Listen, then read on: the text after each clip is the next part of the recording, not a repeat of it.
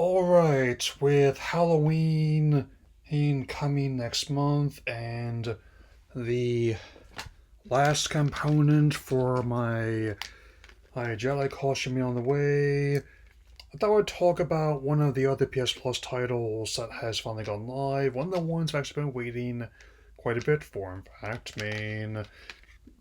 Especially since both Kain and Raziel were able to escape from Bracer's his clutches, as if only they would reap, or rather reave, Lars's soul.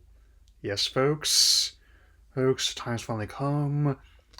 That I get to talk about one of my favorite installments of this franchise, and the reason I'm about to explain, it is indeed the game more than any other ones like Thief or Deus Ex that gave me confidence Crystal Dynamics taking over the reins of Tomb Raider from Core Design.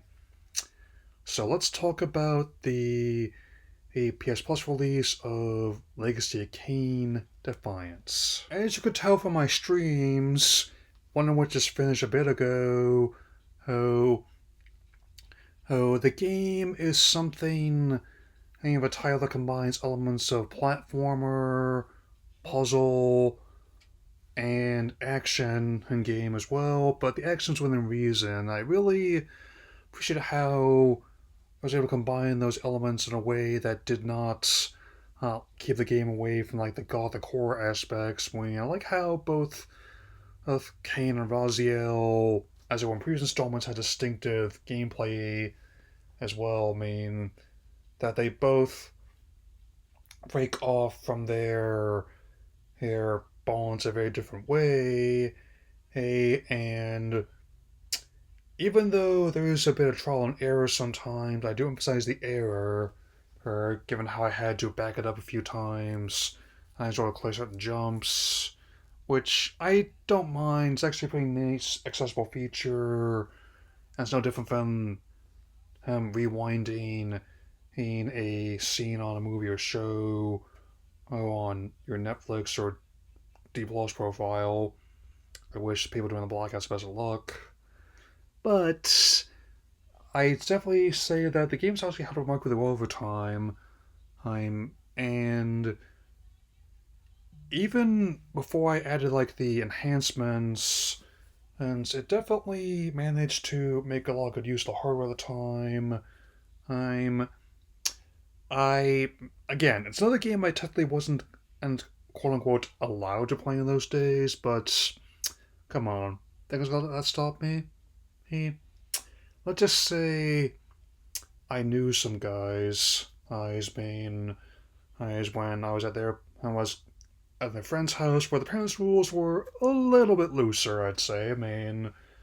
Hey, and and I definitely know that these guys are just digital vampires. And I've also heard very good things about the Soul remasters from last year. I still intend to play those more.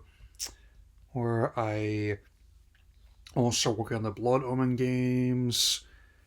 I originally was going to be talking about a different horror title that came to PS Plus recently, but it turns out that one was going to need a bit more work, like I expected. And sitting here, I can already tell you right off, it was either going to be a a very insanely popular her animated film home that's gone viral, even though I personally have seen better this year alone, or a game that I definitely have much more enthusiasm for. So I decided to get Lacey Kane out of the way first, and based on why I described it, you likely know what's coming. I mean, so before I do set off on my approach for the solstice tomorrow, I would also like to once again state that my Pokemon Let's Go Pikachu and Eevee video is done and ready to post this October before Lindsay A comes out, and I've also finished my final draft on my Superman and spoiler review. Oh, I can actually get that out ahead of schedule.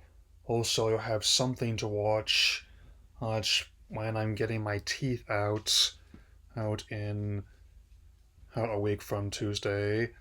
Hey, I definitely have other ones I want to finish before then.